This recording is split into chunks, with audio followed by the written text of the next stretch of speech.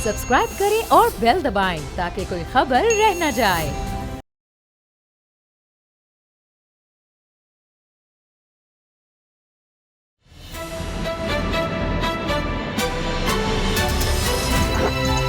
अब पता चला। बिस्मिल्लाहिर्रहमानिर्रहीम, अस्सलाम वालेकुम। मैं हूं मोहम्मद उसामा गाजी और आप देख रहे हैं अब पता चला। आज कौम यौम तकबीर मना रही है। ये वो दिन है जब 23 साल पहले कौम का सर फख्र से बुलंद हुआ, जब पाकिस्तान का दिफा नाकाबिल तस्खीर बना। वो दिन जब पाकिस्तान दुनिया के नक्शे पर पहली इस्लामी एटमी ताकत बनकर उभरा। यही वो दिन है जब पाकिस्तान को सफ़े हस्ती से मिटाने की ख्वाहिशों से भरे दिलों के अरमान चकनाचूर हुए। यकीन मानिए, पाकिस्तान की इसी सलाहियत ने इस्लाम दुश्मन गीदड़ों के टोलों की शोरिश को रोक रखा है।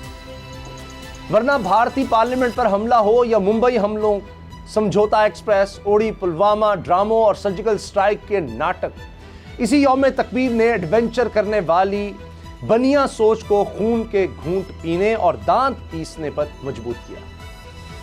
इस अजीम सलाहियत के लिए अनथक कोशिशें करने वाले हीरोज को यह कौम सलाम पेश करती है। यह दिन अजीम कामयाबी को याद करने और खुदा का शुक्र बजा लाने का दिन है, सियासत चमकाने का हरगिज नहीं। वैसे भी नून लीग की सियासत इस गर्म पानियों में है। पार्टी पर कब्जे की जंग शदीद हो गई है। मुफाहमत और मज़ाहमत का बयानिया आपस में टकरा गए हैं। मरियम नवाज ग्रुप के खिलाफ शहबाज शरीफ भी आस्तीनें चढ़ाकर मैदान में निकल आए हैं। पहले शहबाज शरीफ के इशाइये की वजाहतें मरियम नवाज ने दी थी, अब मरियम नवाज ग्रुप की मज़ाहमत की पॉलिसियों को शहबाज शरीफ ने सरे बाजार हल्का हल्का रगड़ा लगा दिया है। यह कह दिया है कि किसी को पीडीएम की किसी जमात को निकालने का कोई हक हासिल नहीं। शहबाज के बयान से यह वाज़ेह हो गया कि वो पार्टी पर मुकम्मल कंट्रोल चाहते हैं। और हमने जो कल प्रोग्राम में बात की वो एक एक बात सच साबित हो रही है। सारी जमातों, इदारों को साथ लेकर शहबाज शरीफ चलना चाहते हैं। इसके लिए वो नवाज शरीफ के पांव पड़ने के लिए भी तैयार हैं, लेकिन साथ ही इंदिया भी दिया कि अगर इनकी बात नहीं मानी गई तो फिर वो सियासत से दस्तबरदार भी हो सकते हैं। शहबाज शरीफ के बयान के बाद एहसन इकबाल ने नून लीग में ग्रुप बंदी की तरदीद की, लेकिन सच ये है कि शहबाज शरीफ ने अपना पत्ता खेल दिया है। अब कबूतर की तरह खतरे को देखकर आंखें बंद करने से काम नहीं चलेगा। इस मामले का कोई ना कोई हल निकालना पड़ेगा। दूसरी तरफ जहांगीर तरीन का मामला भी टेढ़ी खीर बना है और अब इनकी गिरफ्तारी की खबरें भी गर्म हैं, जबकि पंजाब सिंध के दरमियान पानी के मामले पर गर्मा गर्म बयानबाजी का मुकाबला चल रहा है। प्रोग्राम में सिंध के इल्जामात का जवाब लेंगे सूबाई वजीर आबपाशी पंजाब मोहसिन लगारी से, लेकिन पहले नून लीग इख्तियारात की रस्सा कशी पर बात करते हैं असद करल बाबर डोगर से। करल साहब, कल हमारे प्रोग्राम में जो बात हुई 7 से 8 में, मुस्लिम लीग नून के हवाले से शहबाज शरीफ साहब के मुस्तकबिल के बारे में बाबर डोगर साहब ने अंदर की खबरें ब्रेक की।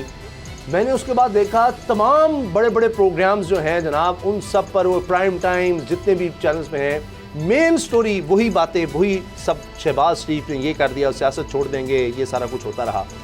अब तो शहबाज शरीफ तो अब उल्टा वार कर रहे हैं। मरियम कह रही थी उनकी कोई हैसियत नहीं, तो उन्होंने भी कह दिया कि पीडीएम से निकालने का किसी को इख्तियार नहीं है। शाहिद खान अब्बासी, मरियम नवाज को उन्होंने साफ मीडिया में जवाब दिया है। अब यानी घरों में नहीं, फ़ोन पर नहीं, पैगामात नहीं, अब टेलीविज़न पर बात होगी। देखिए उसामा साहब, इससे आगे क्या ना बदल सकती है। चचा भतीजी भी हैं, नवाज शरीफ पार्टी के कायद भी हैं, वोट बैंक भी नवाज शरीफ का है, हम भी ये कहते हैं प्रोग्राम में। क्रॉपुलर मरियम साहिबा है, बयानिया नवाज शरीफ का है, लेकिन उसके बावजूद शहबाज शरीफ के पास कौन सी ऐसी ताकत आ गई है कि उसके सामने वो कोई अपनी मर्जी के से एकदम से सारी चीज़ें कर रहे हैं। यानी मरियम साहिबा जो है उनको सरे बाज़ार आके प्रेस कॉन्फ्रेंस के ज़रिए अपने चचा जो है उनके जो बयानात हैं, उनके जो अफकार हैं, उनके जो ख्यालात हैं, उनके ख़िलाफ़ उनको ओपनली आके टीवी के ज़रिए, अखबारात के ज़रिए, स्टेटमेंट के ज़रिए, प्रेस कॉन्फ्रेंस के ज़रिए रद्द अमल का इजहार करना पड़ रहा है। इससे बड़ी और एक इख्तिलाफात की कहानी या खलीज क्या हो सकती है जी। फिर उसके बाद शाहिद खान अब्बासी वाली बात, शहबाज शरीफ साहब जो है वो जिस तरीके से सामने आ रहे हैं और जिस तरह नून लीग के लोग जो हैं उनके पीछे हैं। शहबाज शरीफ साहब जो है वो चाहते हैं कि पार्टी की सर्वाइवल रहे, वो चाहते हैं कि पार्टी जो नून लीग है वो तितर बितर ना हो, वो चाहते हैं कि फ्यूचर पॉलिटिक्स के अंदर इस पार्टी का वजूद रहे।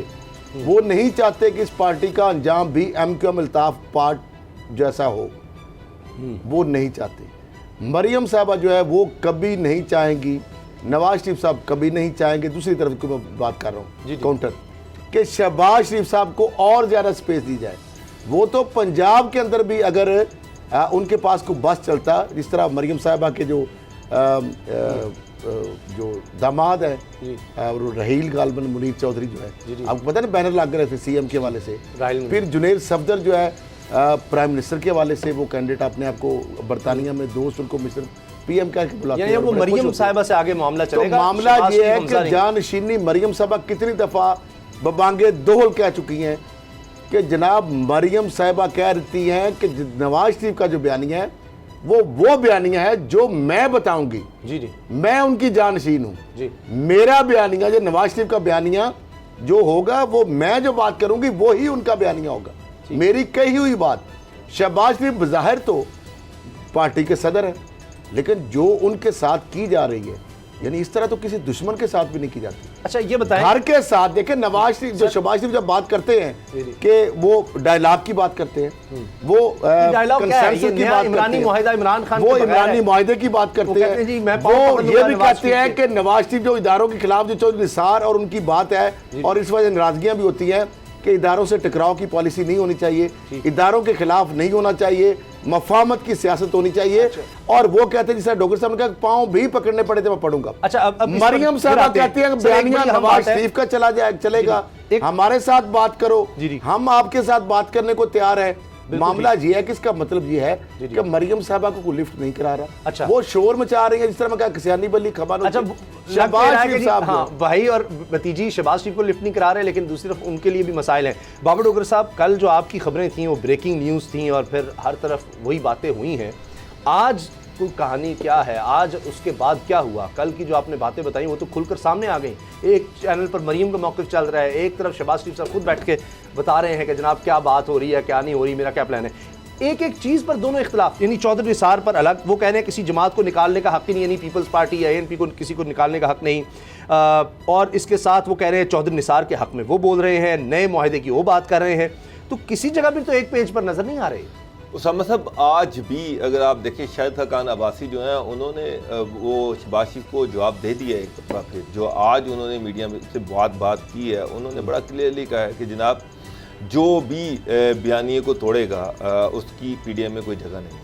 पे पार्टी ने इस बयानिए को तोड़ा है। इनके पे पार्टी जो थी उसने बाप के साथ मिल के यूसुफ रज़ा गिलानी को अपोजिशन लीडर बनाया, तो उसने मुफाहमत कर ली। तो अब जब तक वो मुफाहमत कर ली, बाप को वो समझते हैं कि वो डॉक्टर से पढ़ी है हम बात PDM के, वो तो ना को सदर है, PDM के सरबराह तो मौलाना फजल रहमान साहब है, तो अब्बासी साहब सेक्रेटरी जनरल है ना। तो फजल रहमान साहब ये बात करें तो समझ आती है, उनको तो कोई लिफ्ट ही नहीं करा रहा। नून लीग के जो शाहिद खान अब्बासी हैं, मरियम साहिबा या नवाज शरीफ साहब, उनको तो पीपल्स पार्टी या PDM लिफ्ट नहीं करा रही। वो तो शहबाज शरीफ से बात कर रहे हैं, वो हमजा शहबाज से बात कर रहे हैं, वो आसिफ जरदारी से बात कर रहे हैं, बिलावल भुट्टो जरदारी से बात कर रहे हैं, ANP के अमीर अदर होती से बात कर रहे हैं। दो चीज़ें हैं। एक चीज़ ये है कि शहबाज शरीफ ने एक चीज़ ये भी कही है, कल जो उनकी मीडिया टॉक हुई है, जो उसमें उन्होंने बड़ा क्लियरली कहा है कि दो प्लेटफॉर्म्स हैं, एक PDM का प्लेटफॉर्म है और दूसरा मैं अपोजिशन लीडर हूँ, और मेरा ये काम है कि मैं सारी पॉलिटिकल पार्टी को साथ लेके चलूँ, और पॉलिटिकल पार्टी जितनी भी है नेशनल असम्बली के अंदर उनकी अहम बड़े इश्यूज़ पर एक कंसेंसस हो, एक कंसेंसस के साथ आवाज़ उठाएं, चाहे वो CPEC है, चाहे वो नेशनल सिक्योरिटी है, चाहे वो दहशत गर्दी है, चाहे वो इकोनॉमी है, उस पर हमारा एक कंसेंसस हो इस हवाले से। और गवर्नमेंट को अगर हमने क्रिटिसाइज़ करना तो उस पर भी कंसेंसस हो, अदारों के साथ मुफाहमत करनी तो उस पर भी हमारा कंसेंसस हो। तो अपोजिशन पार्टीज़ के दरमियान चूँकि मैं कंसेंसस के साथ अपोजिशन पार्टीज़ का अपोजिशन लीडर हूँ, तो मेरा ये काम है कि मैं अपोजिशन पार्टी को साथ लेके चलूँ। लेकिन उसामा साहब, इसमें सबसे अहम चीज़ जो है, सबसे अहम और सबसे बड़ा जो मरला है, वो एक चीज़ बड़ी क्लियर है। जी नवाज शरीफ का जो बयानिया है, जो नवाज शरीफ समझते हैं, वो ये समझते हैं कि जनाब जो भी नेशनल लीडर है, जो भी प्राइम मिनिस्टर है, जो नेशनल पॉलिसी उसकी चलेगी, फॉरेन पॉलिसी उनकी चलेगी। अदारों के साथ उनका इख्तलाफ क्या था कि जनाब मैं प्राइम मिनिस्टर हूँ, मैं डिसाइड करूँगा कि हमारी फॉरेन पॉलिसी की तरजीहात क्या है, मैं डिसाइड करूंगा कि पाकिस्तान के और इंडिया के ताल्लुकात कैसे होंगे, मैं डिसाइड करूंगा कि अफगानिस्तान में पाकिस्तान की पॉलिसी क्या होनी चाहिए। जबकि शहबाज शरीफ जो है उनका बयानिया बिल्कुल उलट है। वो ये चाह रहे हैं कि नेशनल कंसेंसस होना चाहिए, नेशनल कंसेंसस होना चाहिए। तमाम अदारे अपनी लिमिटेशन में काम करें। अगर फॉरेन पॉलिसी है तो उसमें फिर फॉरेन अफेयर्स भी आना चाहिए, उसमें मिलिट्री एस्टेब्लिशमेंट भी आनी चाहिए, उनका भी रोल है। तमाम अदारों का जो रोल है एक मुफाहमती पॉलिसी के तहत शहबाज कह रहे हैं नया इमरानी मुआहिदा हुआ तो उसमें वो गारंटी कर रहे हैं कि नवाज शरीफ मान जाएंगे। कि उसमें नया इमरानी मुआहिदा क्या है, ये क्या चीज़ है? सर मैं उसी पे आ रहा हूँ, नया इमरानी मुआहिदा ये है कि तमाम अदारे जो हैं वो एक पेज पे रहकर आगे चलें। से फॉरेन पॉलिसी है तो फॉरेन पॉलिसी में जो स्टेक होल्डर्स हैं, जिसमें फॉरेन अफेयर है, जिसमें मिलिट्री एस्टेब्लिशमेंट पहले नवाज शरीफ नहीं मान रहे थे, आप मान जाएंगे उनको आगे लेके चले जाए। समझ यही तो मसला है, असल इशू ये है। मुझे लग रहा है जिस तरह से शहबाज शरीफ की खुशफहमी है। मियां नवाज शरीफ जो है वो 97 में जो इशू हुआ क्यों गवर्नमेंट गई, 93 में गवर्नमेंट क्यों गई, 2018 में गवर्नमेंट क्यों गई, 99 में क्यों गई, सॉरी। अगर देखा जाए तो वो एक बयानी है। वो ये समझता है कि जो भी प्राइम मिनिस्टर है उसको आइन पूरी ब्लैंकेट इम्यूनिटी देता है, वो जो मर्जी करे उसके रास्ते में कोई नहीं आ सकता। उसको ये मिलिट्री से पूछने की जरूरत नहीं है कि फॉरेन पॉलिसी क्या होनी चाहिए। इवन अमेरिका में पेंटागन डिसाइड करता है कि फॉरेन अफेयर्स किस तरह से चलने हैं और प्रेसिडेंट जो है उससे कंसल्टेशन करता है, उसका इनपुट होता है। नवाज शरीफ जो है वो ये समझते हैं कि फॉरेन पॉलिसी वही होगी जो prime minister of Pakistan determine करेगा। अदारों का में कोई रोल नहीं है। अदारे जो है वो अपनी ये वो इशू है। शहबाज कह रहे हैं मान गए, नवाज शरीफ मान गए, तभी तो नए इमरानी मुआहिदे की बात। वो कह रहे हैं मान जाएंगे, मना लूंगा, पांव भी पकड़ने पे, लेकिन ये शहबाज शरीफ की कुछ फहमी है। पहली बात एक तो ये है कि इमरान खान को मंजूर है ये नया इमरानी मुआहिदा, क्योंकि इमरान मिसाक के मईशत की जब बात की थी शहबाज शरीफ ने तो मिसाक के मईशत कहा था मरियम साहब। पहले पीडीएम में टूट फूट आपको मैंने कहा, पीडीएम में टूट फूट कहा, वो मरियम साहबा ने कहा ना, हाँ पीडीएम टूट गई। अब तो नून लीग टूट गई, अब किसी पे क्या कल गए?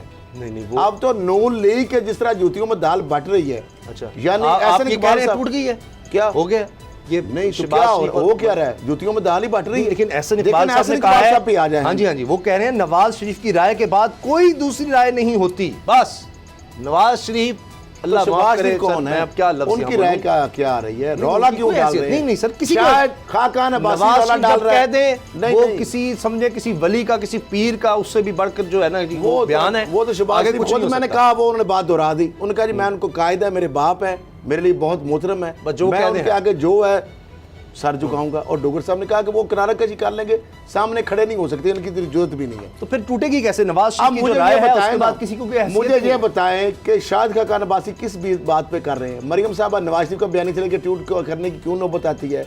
मरियम साहबा प्रेस कॉन्फ्रेंस में क्यों करती हैं? शाहिद खाकान अब्बासी रौला क्यों डाल रहे हैं?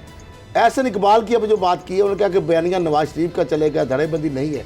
मुझे ये बताएं कि अगर ये कुछ नहीं है तो इतना शोर शराबा क्यों है, इतना शोर गौगा क्यों है? आप मुझे बताएं। देखिए खैर साहब, इसमें जो सबसे अहम चीज़ है वो मरियम की स्टेटमेंट है। एक तरफ शहबाज शरीफ इमरानी मायदे की बात कर रहे हैं। इमरानी मायदा किसके साथ होना है? अल्टीमेटली अदारों के साथ होना है कि जनाब ठीक है, हमारा बयानिया बिल्कुल चेंज हो गया है, नया मायदा ये है, नया हमारा बयानिया ये है कि हमने मुफाहमत के साथ चलना है, अदारों के को साथ लेके जाना है, एक कंसेंसस के साथ एक पॉलिसी बना के आगे चलना है। हर इशू पे हम तमाम स्टेक होल्डर को साथ कंसल्ट करके एक पेज पे ला के एक पॉलिसी बना के आगे चलेंगे। लेकिन मरियम ये कह रही हैं कि हम किसी डील का ना हिस्सा बनेंगे, ना हम किसी डील को मानते हैं। हम सिर्फ एक मिनट देखिए, वो एक पार्टी की वाइस प्रेसिडेंट हैं, वो इसमें स्टेक होल्डर हैं, आप माने ना माने। उनकी क्या हो रही है, रौला डाल रही है वो, शहबाज शरीफ अपनी मर्जी कर रहे हैं। और मैं कल भी खबर दी, डॉक्टर साहब फिर खबर दे रहा हूँ, शहबाज शरीफ से अपोजिशन लीडर छिन रही है। चले ये तो बात की बात है। मैं जो बात कर रहा हूं, मरियम ने बड़ा क्लियरली कहा है कि हम सिर्फ एक चीज चाहते हैं कि हमें ये गारंटी दी जाए कि अगला इलेक्शन जो है वो फेयर और ट्रांसपेरेंट होगा। इसके अलावा हम किसी से कोई और मायदा की बात नहीं कर रहे, कोई डील नहीं करना चाहते, ना मैं किसी की डील का हिस्सा बनूंगी। हमें ये एश्योरेंस दी जाए कि अगला इलेक्शन जो है वो ट्रांसपेरेंट होगा। बस इसके अलावा हमें कुछ नहीं तो चाहिए। इलेक्शन तो अब ये जो नैरेटिव है ये बिल्कुल शहबाज शरीफ के नैरेटिव के बरक्स है, बिल्कुल उससे उलट है। शहबाज शरीफ एक नए इमरानी मायदे की बात कर रहे हैं, वो एक बात कर रहे हैं कि अदारों के साथ मुफाहमत की जाए, अदारों के साथ मिलकर चला जाए।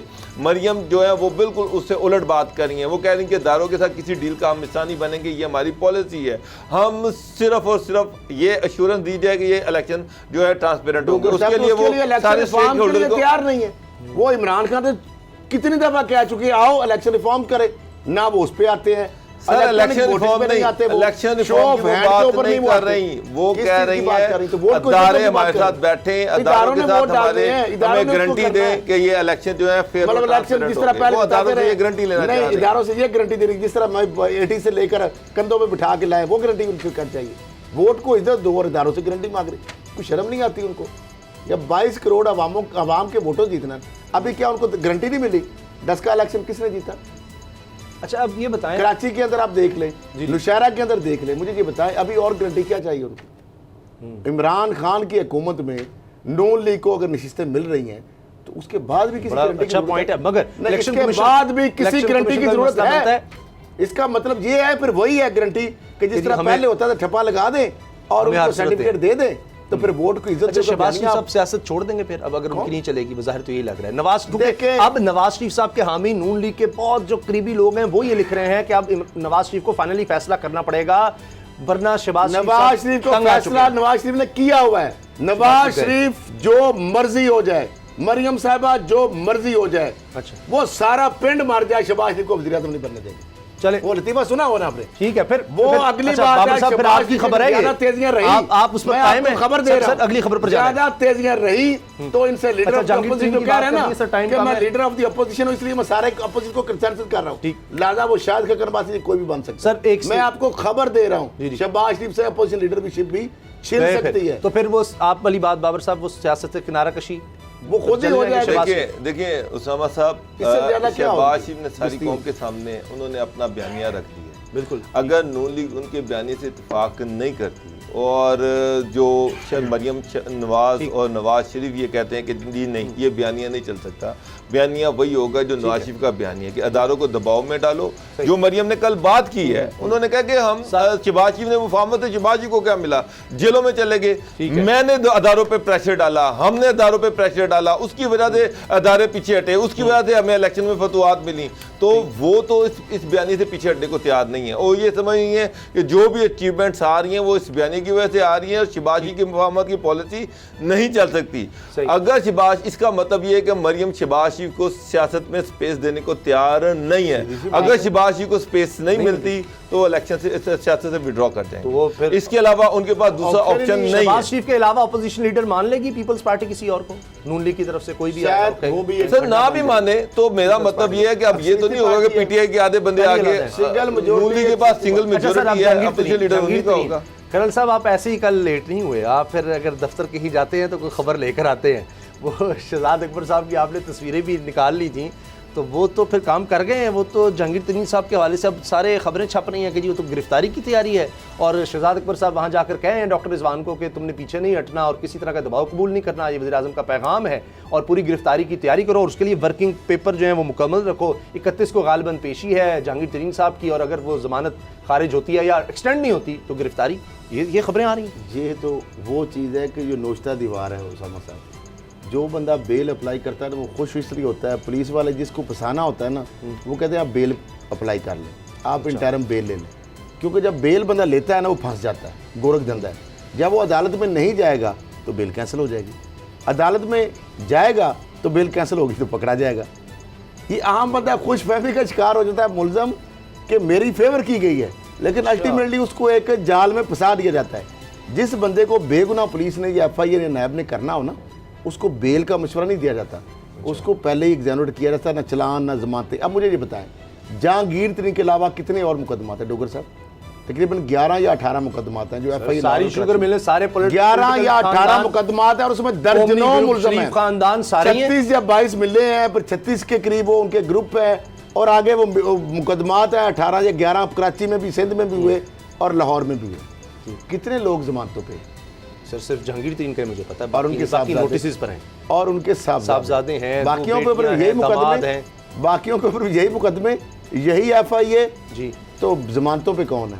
अब आप कह रहे हैं गालबन उनकी 31 की अगर है, तो देखें जब उनकी बेल अगर कैंसिल होगी तो गिरफ्तार होंगे ना। जी जी जी जी अगर उनकी या बेल extend ही ना हो, एक ही एक्सटेंड हो बात है ना। जाती है, हाँ, अच्छा तो मुझे ये लग रहा है जो अली जफर साहब की जो रिपोर्ट है, वो रिपोर्ट के जो फाइंडिंग्स यहाँ तो बातें हो रही हैं, अली जफर की भी छुट्टी हो अली सकती है, जफर की उनकी भी सुन छुट्टी ले, की सुन खबरें ले। हैं कि ऐसी रिपोर्ट अली की तैयारी जफर है। की जो रिपोर्ट है वो अलहदा बात है अक्सर कि ब्रेक- FIA की इन्वेस्टिगेशन के ऊपर उसका कोई असर नहीं है, लेकिन कोर्ट ऑफ लॉ में वो बैरिस्टर भी है, ठीक है। सीनियर कानूनदान भी है, सेनेटर भी है, उनका एक अपना मकाम भी है। वो रिपोर्ट की जो फाइंडिंग है उसको उन्होंने डिनाई नहीं किया, सही, अच्छा। फाइंडिंग को डिनाई नहीं किया। जी। उन्होंने कहा कि मैंने सबमिट नहीं की। अच्छा राजा रियाज कहते हैं कि रिपोर्ट वो पब्लिक की जाए। अच्छा सर ब्रेक का वक्त हो जाएगा, मैं बाबर साहब का मौके लूं। बाबर साहब ये बात कल भी हमारे प्रोग्राम में हुई थी और आपने कहा कि जी ये लेकिन ये बात मैं अब छोटी सी बात पोस्टिंग ये आपको करेक्ट कर दूं कि शहजाद अकबर साहब ने ये बिल्कुल नहीं कहा कि वज़ीर सरकार उनको पकड़ ले, ये बात ऐसी नहीं है। देखें कल जो शहजाद अकबर साहब आए दबाव हैं, कबूल नहीं करना, उसमें शहबाज शरीफ के केस भी डिस्कस उसामा हुए हैं। साहब, ठीक है, उसामा साहब, करें। और बाबर बहुत साहब, कल जो एक चीज मैं गुजारिश कर दूं, कल प्रोग्राम में बात हुई, आपने ये कही थी कि जी ये जो ट्रांसफर पोस्टिंग वगैरह इधर से उधर कर दो, ये MNMPs ये चलता रहता है। इमरान खान ने शायद इसके लिए कह दिया कि चलो जो जायज मुतालबा दो, लेकिन जहां तक शुगर स्कैंडल का ताल्लुक है उसमें पीछे नहीं हटेंगे। और आज तो गिरफ्तारियों की बातें होने लगी हैं। देखिए उसामा साहब, जो कल शहजाद अकबर लाहौर आए हैं, मेनली उन्होंने 31 मई को जहांगीर तरीन की जो बेल है उसमें उस हवाले से उन्होंने कोर्ट में पेश होना है। इस वक्त शहजाद अकबर ने कल वो सारा केस स्टडी किया, उसमें कई चीज़ें हैं ऐसी, मसलन कोर्ट में एक तो FIA को ये इतराज़ है कि अभी तक जहांगीर तरीन जिस तरह से कोर्ट में श्योरेंस दे रहे हैं, कोर्ट में तो वो जा रहे हैं लेकिन वो शामिल तफ्तीश नहीं हो रहे। शायद एक दफ़ा वो FIA आए हैं, उन्होंने जो सवालात हैं उसके अभी तक प्रॉपर जवाब नहीं मिले, और ये वो सारी चीज़ें हैं जिस पे FIA अब पूरी तरह तैयार होके जाएगी और वो उनकी बेल की कैंसिलेशन मांगेगी। अभी तक उन्होंने उनकी बेल की कैंसिलेशन नहीं मांगी थी, लेकिन इस दफ़ा 31 मई को वो जहांगीर तरीन की बेल की कैंसिलेशन मांगेंगे और ये कहेंगे कि ये हमारे साथ कोऑपरेट नहीं कर रहे इन्वेस्टिगेशन में।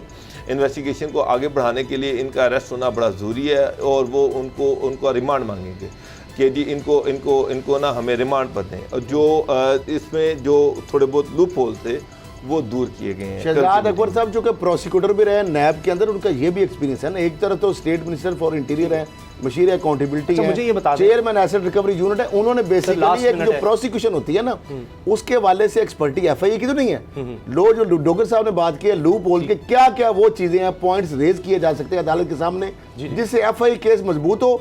और ये जो परसेप्शन है कि उनकी एक्सटेंड हो रही है बार बार बेल और FIA की तैयारी नहीं, क्योंकि FIA के प्रोसिक्यूटर का वो नहीं है, उस तरह का बड़े बड़े सामने वकील होते हैं, तो लिहाजा शहजाद अकबर साहब का वो भी एक टेक है, क्योंकि केस अब इज्जत बिस्ती का मसला है। ब्रेक है, मुझे बता दें कि उस ग्रुप का क्या होगा, हम ख्याल ग्रुप का क्या बनेगा अगर जहांगीर तरीन की गिरफ्तारी हो गई, अगर क्योंकि अदालत ने अगर ना एक्सटेंड की बेल तो फिर उसके बाद तो बड़ा मसला तेरा क्या बनेगा। देखिए उसामा साहब, हम ख्याल ग्रुप का बजट कैसे पास होगा, उनका जो ये ख्याल था कि हम प्रेशर डाल देंगे गवर्नमेंट पे, शायद जहांगीर तरीन को एक्सोनरेट कर दिया जाएगा, ये हो जाएगा वो हो जाएगा। और उस ग्रुप में जो लोग आ रहे थे इस खुशफहमी में कि पता नहीं कौन सी यहाँ पर दूध और शहद की नहरें बहनी शुरू हो जाएंगी उनके लिए, तो वो चीज़ें अगर जहांगीर तरीन आगे एक्सटेंड नहीं होती तो मेरा खाती ख्याल है कि वो जहांगीर तरीन ग्रुप वैसे ही खत्म हो जाएगा। अच्छा ब्रेक लेते हैं और ब्रेक के बाद मिलेंगे और सिंध और पंजाब के दरमियान ये जो पानी का तनाज़ा चल रहा है कि जिस सिंध में पानी कमी है, इस पर भी बात करेंगे। वज़ीर आज़म ने एक मीटिंग भी चेयर की है। ब्रेक के बाद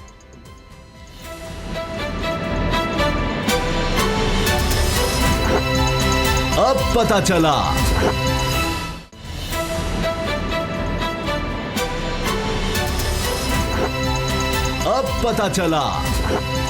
जहांगीर तरीन साहब की गिरफ्तारी की खबरें हैं। 31 तारीख को अगर उनको ज़मानत में तौसीह ना मिली तो FIA की पूरी तैयारी है। शहजाद अकबर साहब दौरा कर चुके हैं और इसी हवाले से हम ब्रेक में बात कर रहे थे। असद करल साहब, ये तो अब केस मजबूत किया जा रहा है FIA की जानिब से, अदालत में जाकर ऐसे शवाहिद दिए जाएँ या ऐसे आर्गूमेंट्स दिए जाएँ कि जी ये तो जहांगीर तरीन तो ताबून ही नहीं कर रहे, आ ही नहीं रहे, शामिल तफ्तीशी उस तरह नहीं हो रहे और हमारा केस बड़ा मजबूत है, ये कर लेगा FIA। अब नैब को गिला नहीं किया जा सकता। पिछली समातें अगर देखी जाए तो उसमें FIA की जानब से जो प्रोसिक्यूटर पेश हुए, जो वकला पेश हुए हैं, उनकी जानब से इतने दलाइल ऐसे नहीं दिए गए, बल्कि कोर्ट ने कहा कि ये रिपोर्ट अभी तक आपने जमा कराई, उन्होंने मोहलत ली, फिर मनी लॉन्ड्रिंग के वाले से वो सही कुछ तसल्लीबख्श जवाब नहीं दे सकते। अब मामला ये कि 3.25 अरब रुपए को जो मालियाती फ्रॉड है, जहांगीर तरीन और इनके बेटे अली तरीन और 2 यानी बेटे दामाद और फैमिली के दीगर अफराद 2 मुकदमा दर्ज हैं। फिर उसके बाद अगर देखा जाए इसके साथ साथ एक और बड़ी अहम चीज़ है, 40 जो सट्टाबाज एजेंट और उसके साथ दीगर जो मुकदमात हैं जो FI के दर्ज किए हुए हैं, जो प्रोसीडिंग हो रही, सुन ले, उसमें 2 मीडिया ग्रुप्स हैं, वफाकी वज़ीर खुसरो बख्तियार हैं और मुस्लिम लीग नून के जो सदर मियाँ शहबाज शरीफ जो अपोजिशन लीडर हैं और उनके बेटे हमजा शहबाज हैं, उनके ऊपर भी मुकदमा है। तो डेले की करप्शन ही नहीं करते। ठीक है, अब मामला ये है कि ये जो सारा हुआ है मामला, जो शहजाद अकबर साहब आए हैं, बेसिकली उन्होंने वो सारी चीज़ें जिस तरह डोगर साहब ने कहा वो सारी चीज़ें एग्जामिन की और उन्होंने FIA को जिस तरह के एक प्रोसिक्यूटर इसमें जो सबसे अहम पॉइंट है ना उनको तैयारी कराई है ताकि 31 मई को जो जहांगीर तरीन का ग्रुप का जो बुनियादी इल्ज़ाम था, इल्ज़ाम क्या था, वो ये था कि जनाब शहजाद अकबर साहब जो हैं वो इन्वेस्टिगेशन को इन्फ्लुएंस कर रहे हैं, वो जहांगीर तरीन जो है उनको वो उनके खिलाफ वो एक तरफा कार्रवाई करवा रहे हैं, FIA पे वो प्रेशर डाल रहे हैं। अब अली जफर को ये ड्यूटी दी गई थी कि आपने ये देखना है कि वाकई क्या वो इस पे इन्फ्लुएंस कर रहे हैं। कल वो खुल्लम खुल्ला ओपनली आए हैं, उन्होंने लाहौर का विजिट किया, उन्होंने डायरेक्टर लाहौर से मुलाकात की, जहांगीर तरीन का जो केस है उस पर जो डेवलपमेंट थी उसको उन्होंने सारे को डिस्कस किया, उसके अलावा सारे केसों पे उन्होंने डिस्कस किया। उसके बाद उन्होंने ये तो ओपनली अब चीजें हैं। एक और तो बड़ा अब इसमें एक चीज तो क्लियर है कि जहांगीर तरीन के जो तहफुजात है कि जी शहजाद अकबर इन्फ्लुएंस कर रहे हैं, तो उन्होंने तो कल कुछ छुप के तो नहीं आए शहजाद अकबर, वो तो खुल्लम खुल्ला आए हैं, ओपनली आए हैं और उन्होंने ओपनली इस चीज की कहा है कि जनाब इसके इस दफा ये बेल की कैंसिलेशन के लिए आपको जाना होगा और इसमें तगड़े तरीके से जाए। तो अब मुझे लग रहा है कि जो सेनेटर अली जफर की रिपोर्ट या वो चीजें वो इररेलेवेंट हो गई हैं, वो खत्म हो गई, क्योंकि उन्होंने उसकी कोई पहले भी हैसियत नहीं थी, लेकिन अब तो बिल्कुल ही हैसियत खत्म हो गई है, क्योंकि जिस चीज पे उनको तहफ़्फ़ुज़ था वो एक साइड पे चला गया, वो बिल्कुल खुल के शहजाद अकबर सामने आया है, वो आप कल बैठा है, उसने इंश्योर किया कि जनाब हम कैंसिलेशन के लिए जाएंगे। अब सेनेटर अली जफर जो है अब वो क्या करेगा? सर वो तो उसकी कोई कानूनी हैसियत तो वो कहते हैं नहीं है, पहले भी नहीं थी। दो चीजें ये था कि क्या शहजाद अकबर अपना पॉलिटिकल इन्फ्लुएंस यूज कर रहे हैं या FIA इंडिपेंडेंट काम कर रही है। कल तो साबित हो गया कि वो आगे चीजें चेक कर रहे हैं, वो मॉनिटर कर रहे हैं। सर एहतसाब तो उनके अंडर है। जब वो जाकर ये कहेंगे कि जी अदालत ने गुज़श्ता समाअत पर FIA की तफ्तीशी अफसर को खबरदार किया था कि अगर वो 31 मई तक तफ्तीशी रिपोर्ट जमा करवाने में नाकाम रहे, चुकी है तो आप शहजाद अकबर जाकर सही रिपोर्ट तैयार करो। और उन्होंने कहा कमजोर कल का जो शहजाद अकबर का विजिट है, इमरान खान की मर्जी के बगैर तो विजिट नहीं हो सकता। एक चीज इमरान खान ने बड़ा क्लियरली एक मैसेज दिया है, उन्होंने कहा कि जनाब इस इशू पे मैं कंप्रोमाइज नहीं करूंगा, जो इन्वेस्टिगेशन है वो इसी तरह से चलेगी। जहांगीर तरीन का प्रेशर लेने से उन्होंने बिल्कुल अली जफर की रिपोर्ट की जो फाइंडिंग जिसके राजा रियाज ने दावा किया क्लीन चिट मिल गई, उसके बाद एक क्रेडिबिलिटी एट स्टेक हो गई थी इमरान खान साहब की और शहजाद अकबर की। अब उस क्रेडिबिलिटी को ठीक करने के लिए, अपनी इंटेग्रिटी को मेंटेन रखने के लिए, वो उसके लिए भी एक जरूरी था, वरना तो FIA के और भी दफातर है। तो इसलिए भी आए हैं कि ताकि लोगों के अंदर जो परसेप्शन क्रिएट किया गया, जो राजा रियाज साहब ने और अली जफर साहब ने तरदीद भी की कि मैं रिपोर्ट जमा नहीं कराई, उन्होंने मीडिया में रिलीज कराई गई है। अच्छा, एक मामला जो सियासत से भी आगे जा चुका है वो है, हर दफा ये होता है, मसला खड़ा हो जाता है और सूबों के दरमियान देखिए बात बढ़ती चली जाती है, जो बड़ी खतरनाक है कि सिंध हुकूमत की तरफ से कहा जाता है जी कि जो हिस्से का पानी है सिंध का वो नहीं दिया जा रहा और पंजाब जो है पानी रोक रहा है। एक दफ़ा फिर ये मामला इतना बढ़ता चला जा रहा है कि अब न्यूट्रल अंपायर की बात हो रही है। इरसा एक इदारा है जो देख रहा होता है कि हर सूबे को उसके हिस्से का जो पानी है वो मिल रहा है नहीं मिल रहा, लेकिन चूंकि पंजाब ऊपर है तो फिर आगे से यहाँ से ही दरिया बह रहे हैं तो वो आगे सिंध तक जा रहे हैं, तो उसमें फिर ये तनाज़ा बन जाता है। मोहसिन लगारी साहब वज़ीर आबपाशी पंजाब हैं, उन्होंने मीडिया से इस हवाले से बात भी की और हर तरफ इस बात का चर्चा भी हो रहा है। अभी हमारे साथ मौजूद है वज़ीर आबपाशी पंजाब मोहसिन लगारी साहब, उन्हीं से इस सारे मामले पर बात कर लेते हैं कि क्यों ये हर दफ़ा मामला उठता है और वज़ीर आज़म ने इजलास भी तलब किया है कि जी ये जो खदशात इनको दूर किया जाए। मोहसिन लगारी साहब बहुत शुक्रिया। ये बताएं कि मैंने भी जब से होश संभाला है, दिहाइयाँ हो गई हैं, ये मामला हम तब से सुन रहे हैं कि जी सिंध का पानी पंजाब खा जाता है, पंजाब आगे जाने नहीं देता, ये मसाइल हैं। असल मसला क्या है? बदइतिमादी का है। ये क्यों हर साल ये मामला उठता है और बदगुमानियाँ पैदा होती हैं, कौम के दरमियान, सूबों के दरमियान बदगुमानियाँ पैदा होती हैं, इसको हल क्यों नहीं किया जा सका अब तक? असल मसला क्या है? 1991 में हमारा एक रिकॉर्ड हुआ कि हम अपने सूबों के दरमियान किस तरह पानी की तकसीम करेंगे। जी। तो एक 1991 का वाटर रिकॉर्ड हुआ जिसमें कहा गया कि सूबे इस तरह पानी तकसीम करेंगे। 1991 में हम जो पानी इस्तेमाल कर रहे थे वो था तकरीबन 103 मिलियन एकड़ फुट, 102.73 था, लेकिन मोटा अगर हिसाब करें हम तो 103 मिलियन एकड़ फुट हमारे पास काबिल इस्तेमाल पानी था और हमने तकसीम किया 114 मिलियन एकड़ फुट, यानी कि जो हमारे पास काबिल इस्तेमाल पानी था उससे हमने 11 मिलियन एकड़ फुट ज़्यादा तकसीम किया। अब आप सवाल पूछेंगे कि काबिल इस्तेमाल पानी से आपका क्या मतलब है? काबिल इस्तेमाल पानी से मेरा मतलब ये है कि जब दरियाओं में पानी बह रहा होता है गर्मियों में, ख़रीफ के सीज़न में, उसमें से हम पानी ड्रॉ करके अपनी नहरों को चलाते हैं और उसी पानी को हम स्टोर भी करते हैं। मंगला और तरबेला और चश्मा के अंदर पानी को जमा करते हैं और पानी को हम बहते हुए दरियाओं से नहरों में डाल के इस्तेमाल करते हैं। तो जो बहते हुए दरिया में से पानी निकला और जो स्टोर किया हुआ पानी, उस वक़्त हमारे पास इसकी जो थी नंबर था 103 मिलियन एकड़ फुट। तो ये तय पाया कि 114 जो है उसको हमने तकसीम किया। अब 114 का नंबर कहाँ से आया? उस वक़्त ये तय किया गया कि हम नए रेजरवॉयर्स बनाएंगे, मज़ीद डैम बनाने का उसके अंदर एक अग्रीमेंट हुई कि मज़ीद डैम बनाए जाएंगे और फिर 114 हमारे पास होगा, हम उसका तकसीम करेंगे। ठीक। हुआ ये कि उस अकॉर्ड के बाद हमने कोई नए रेजरवॉयर्स नहीं बनाए, कोई नया डैम नहीं बना और जो मौजूदा डैम थे उनके साथ भी, उनके अंदर भी दरियाओं के साथ पानी के साथ मिट्टी भी आती है। तो उन्होंने भी आके जो मुख्तलिफ जो हमारी लेक्स हैं डैम्स की, मंगला और तरबेला और चश्मा की जो झीलें हैं, इनके अंदर भी मिट्टी आके नीचे बैठनी शुरू हो गई और उनकी स्टोरेज कैपेसिटी कम हो गई। तो आज हमारे पास जनरली हमारे पास पानी का जो इस्तेमाल है वो 103 से भी काबिल इस्तेमाल हमारे पास कम पानी होता है। फिर से मैं वाज़ेह कर दूं, काबिल इस्तेमाल वो पानी जो हम नहरों दरियाओं से निकाल के डायरेक्टली इस्तेमाल कर रहे हैं, जमा वो पानी जो कि डैमों में जमा हुआ है। अब मैं मिसाल दूं पिछले साल की, पिछले साल हमने तकरीबन 15 मिलियन एकड़ फुट पानी समंदर में जाने दिया क्योंकि हमारे डैम भर चुके थे, हमारी डैम के अंदर स्टोरेज कैपेसिटी ख़त्म हो गई थी, भर गए थे हमारे डैम, तो हम उसको कहीं जमा नहीं कर सकते थे, तो वो समंदर में चला गया। तो 15 मिलियन एकड़ फुट हमने समंदर में डाल दिया और तकरीबन हमने 13 मिलियन एकड़ फुट जमा कर लिया। हमारी जमा किए हुए पानी से ज़्यादा पानी हमने समंदर में रवाना कर दिया। अच्छा, लगारे के सूबाई वजीर हैं अनवर सयाल साहब, उन्होंने दावा किया है कि सिर्फ सिंध के साथ पानी के मामले पर ज्यादती हो रही है। 3 सूबों की मुखालफत के बावजूद, मैं उनका बयान कोट ऑन कोट बात कर रहा हूँ, कि बावजूद इरसा ने टीपी कनाल का नोटिफिकेशन जारी किया। ये क्या मामला, इस हवाले से ज़रा रोशनी डालिएगा। फिर मैं वही अर्ज़ करूँ। अब हम टीपी कनाल की, अगर आप लिंक कनाल की बात करें, जैसे मैंने पहले अर्ज़ किया था, ये लिंक कनाल्स बनी थी इंडस वाटर ट्रीटी के बाद। हमारा पंजाब का जो पानी है, फिर से मैं इसको क्लैरिफाई करूँ, पंजाब के जो हिस्से का पानी है हम एक दरिया से दूसरे दरिया में लेके जाते हैं। मिसाल दूँ मैं आपको कि हम बल्लोकी से पानी सुलेमान की लेके जाते हैं। बल्लोकी जो है दरियाए रावी के ऊपर है, दरियाए रावी भी हिंदुस्तान के पास चला गया, तो रावी के अंदर हम चनाब और जेहलम का पानी डालते हैं और उसको बल्लोकी से हम सुलेमान की लेके जाते हैं। और वो जो सतलुज के पानी पीने वाले लोग थे, उन तक हम पानी पहुंचाते हैं जेहलम और चनाब का। तो लिंक कनाल्स एक जगह से दूसरी जगह पंजाब के हिस्से का पानी लेके जाने के लिए इस्तेमाल करती हैं।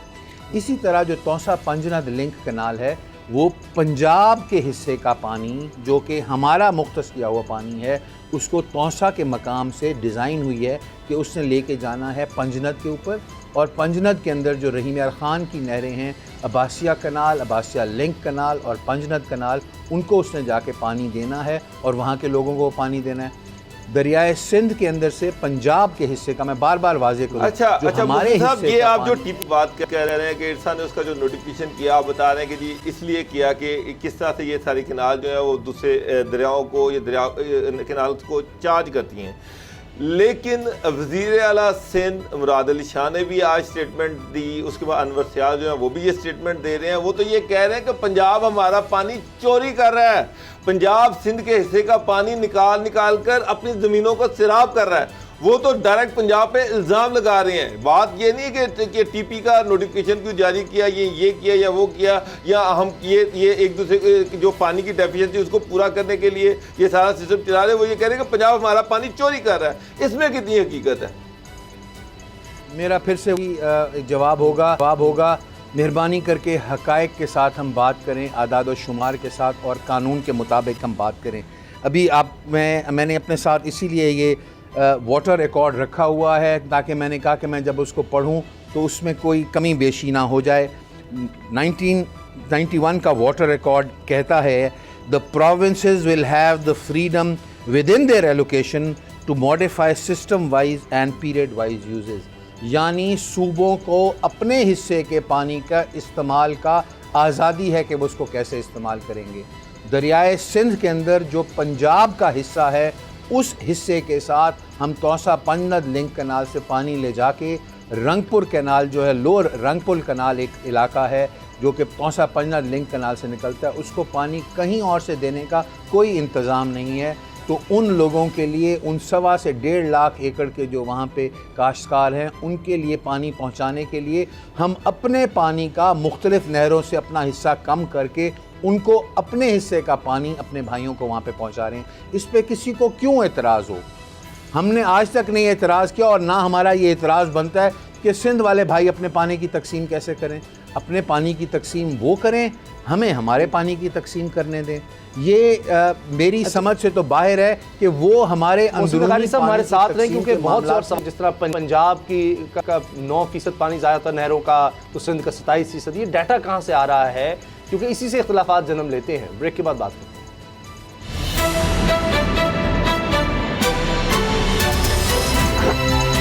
अब पता चला।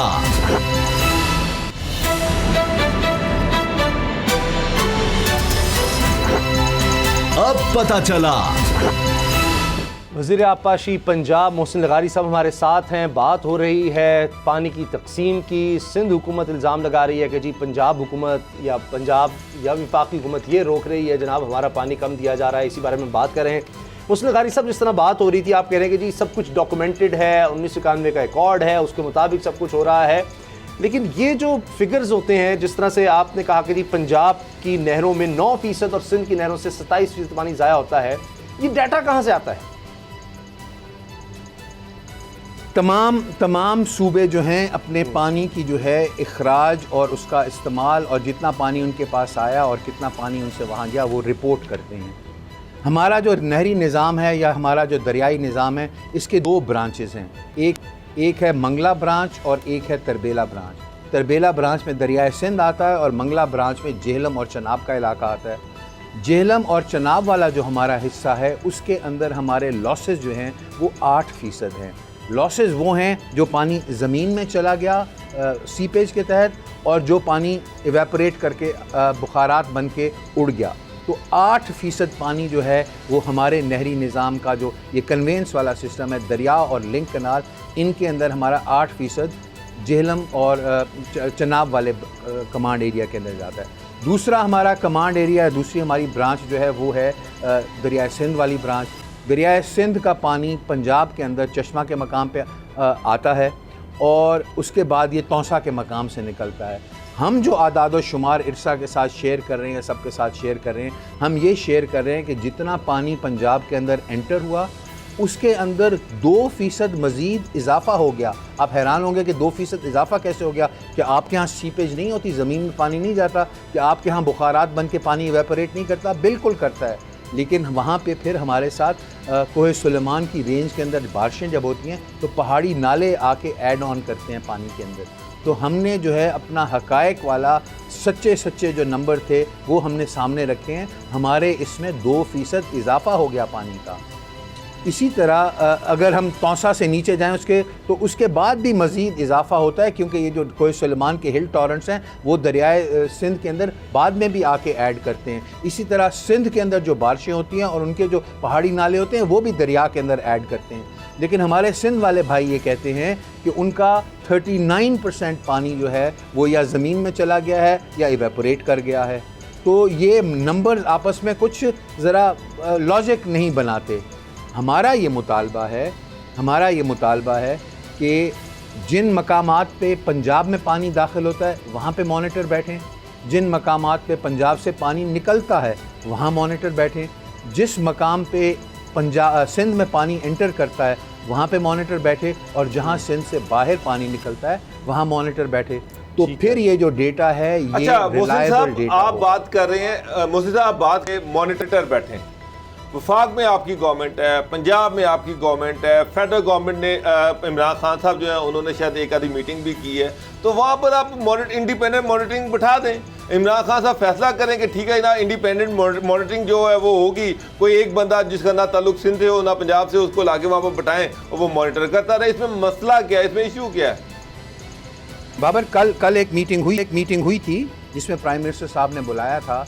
सिंध के इरिगेशन मिनिस्टर भी थे, सिंध के चीफ सेक्रेटरी भी थे, मेंबर इरसा सिंध के भी थे, पंजाब के भी थे, खैबर पख्तूनख्वा भी उस पर नुमाइंदगी थी। बलूचिस्तान वाले भाई शायद वो क्योंकि फ़्लाइट्स वगैरह या उनका उसके साथ कोई इशू हो गया आजकल, क्योंकि ज़रा लिमिटेड हैं, वो नहीं थे उसमें। बाकी तीनों सूबों की नुमाइंदगी वहाँ पे थी और वहाँ पे ये चीज़ सामने रखी गई है, तजवीज़ रखी गई है सामने कि भाई इसको मॉनिटर करना चाहिए हमें, तभी हमें पता लगेगा। किसी भी चीज़ की तकसीम के लिए उसको क्वांटिफाई होना बहुत ज़रूरी है, पता तो लगे है क्या कि जिस चीज़ को हमने तकसीम करना है। तो हमारी तो ये जो है तजवीज़ प्राइम मिनिस्टर साहब के सामने कल रख दी। अच्छा लगारी साहब, अब पानी का कम है जिसकी वजह से पंजाब सिंध को पानी की किल्लत का सामना है, ये एक बुनियादी फैक्ट है। और इस वक्त अगर देखा जाए तो सिंध को 17% और पंजाब को 22% पानी की कमी का सामना है। पंजाब हुकूमत 13 जो छोटे डैम हैं बनाने जा रही है, ये कहाँ है और किस हवाले से थोड़ी सी रोशनी डालिए, ये कहाँ डैम बन रहे हैं? देखें, वो उसमें ये है कि ये वो पानी है जो कि अकॉर्ड के अंदर अकाउंटेड फॉर नहीं है। अकॉर्ड के अंदर जो अकाउंटेड फॉर है वो रिवर फ्लोज और स्टोरेजेस हैं जिसके साथ है। ये वो पानी है जो, मिसाल दूँ मैं आपको, हमारे अभी डेरा गाजी खान में, जिसका मैं ख़ुद भी कई दफ़ा शिकार होता हूँ, पहाड़ी नाले आते हैं और आके तबाही फैलाते हैं। वो आते हैं, खड़ी फसलें तबाह हो जाती हैं, वो आते हैं, लोगों के घर बह जाते हैं, बस्तियाँ डूब जाती हैं। उस पानियों को हम हार्नेस करेंगे। दूसरा हम कह रहे हैं पोठवार के इलाके में जब बारिशें होती हैं तो वो पानी जब आता है तो हम उसको कहीं इकट्ठा कर लेंगे, तो वो हम उसको काबिल इस्तेमाल फिर कर लेंगे। तो ये वो पानी, इसी तरह हमारे सिंध वाले भाई, इंडस अकॉर्ड जो है ये इस चीज़ की इजाज़त देता है कि अपने रिसोर्सेज डेवलप किए जा सकते हैं। हमारे सिंध वाले भाई जो उनके जो इलाके जहाँ पे पानी स्टोर किया जा सकता हो वो वहाँ पे पानी इकट्ठा करके करें। इसी तरह बलूचिस्तान के अंदर बहुत सारे छोटे छोटे डैम्स बन रहे हैं। लेकिन डैमों के मुख्तलिफ साइज़ और उनकी कैपेसिटी होती है। छोटे छोटे डैम्स तो हर जगह बन सकते हैं कि आया पानी उसको हम कहीं स्टोर कर लें, बजाय इसके कि हम बड़े बड़े प्रोजेक्ट करें जो साल हर साल लेते हैं। छोटे प्रोजेक्ट्स होने चाहिए, छोटे डैम, हर सूबा अपने छोटे डैम बनाए और उन पर स्टोर करे पानी। जब बारिशें बहुत ज़्यादा होती हैं, कुछ सालों बाद देखते हैं आपके सैलाब आते हैं, अगर कहीं पे ये छोटे छोटे डैम्स बने हुए हों जिनमें पानी स्टोर हो रहा हो, तो वो जो पीछे से नॉर्थ से पानी आ रहा है उसके अंदर मज़ीद पानी नहीं आके ऐड होगा, वो पानी कंट्रोल हो जाएगा। तो एक तरह का ये फ्लड कंट्रोल मैकेनिज्म। सब ये कंक्लूड कर, आप इस बारे में बता दें कि फिर क्या ये सिंध हुकूमत के सिर्फ इल्ज़ामात हैं और ये ब्लेम गेम हो रही है, इसमें कोई हकीकत नहीं है कि जी ये चोरी हो रहा है पानी? देखिए, मेरे ख्याल में तो ये एक टेक्निकल बात है जिसको हम पॉलिटिकल रंग दे के मामलात को ख़राब कर रहे हैं। नहीं तो सब लोगों से हमेशा ये गुजारिश होती है कि नेशनल कॉज के जो इश्यूज़ हैं उनके ऊपर सियासतबाजी और एक दूसरे के ऊपर ब्लेम गेम करने की बजाय बैठ के मेज़ के ऊपर इस चीज़ को डिस्कस करने से ज़्यादा होता है। मैंने तो आज पंजाब असम्बली के अंदर एक गुजारिश की और इंशाल्लाह वो हो जाएगी। हम तो एक कमेटी भी अपने पंजाब के जो हमारे पार्लियामेंटेरियन हैं उनकी हम बना रहे हैं और हम सिंध के असम्बली के मेंबरों के साथ रब्ता करके उनके साथ बैठ के मेज़ के ऊपर बैठ के इन मसाइल को, इन हक़ाइक़ को, इन स्टेटिस्टिक्स को सामने रख के चलेंगे। बुनियादी पॉइंट है 1991 का वाटर एकॉर्ड, जिस पे तमाम सूबों ने तय किया। अब इससे बात को हमें आगे लेके चलना है कि हम इसको कैसे इम्प्लीमेंट करें। मोहसिन लखारी कैसे साहब, बहुत पानी बहुत की शुक्रिया तक़सीम वज़ीर आब, आपने हमें वक्त दिया। अब ये मौक़िफ़ आ गया वज़ीर आब पशी पंजाब का, लेकिन मामला सिर्फ इसी तरह हल नहीं होगा। न्यूट्रल एम्पायर की बात ज़रूर हो रही है कि जिस पर सब माने, लेकिन क्या उसके बाद जो फैसला आ जाएगा वो सब मानेंगे? इमरान खान साहब तक को इजलास बुलाना पड़ गया वज़ीर आज़म को, क्योंकि इससे मसाइल बहुत ज़्यादा बढ़ते हैं। पानी की शदीद किल्लत का पाकिस्तान शिकार है, आने वाले साल और ज़्यादा मुश्किल नज़र आ रहे हैं। इसलिए ये जो बिलियन ट्री सुनामी, दीगर प्रोग्राम्स किए जाते हैं, डैम्स बनाने की बात की जाती है, ये इसीलिए है कि वरना हालात बड़े ख़तरनाक हो सकते हैं और यही सुबाइयत जो है इसको और ज़्यादा बढ़ावा मिल सकता है एक दूसरे के खिलाफ इल्ज़ामात की वजह से। तो इसीलिए ये पानी कंजर्वेशन की भी ज़रूरत है और नए डैम्स बनाने की ज़रूरत है। प्रोग्राम देखने का शुक्रिया, इजाज़त दीजिए, अल्लाह हाफ़िज़।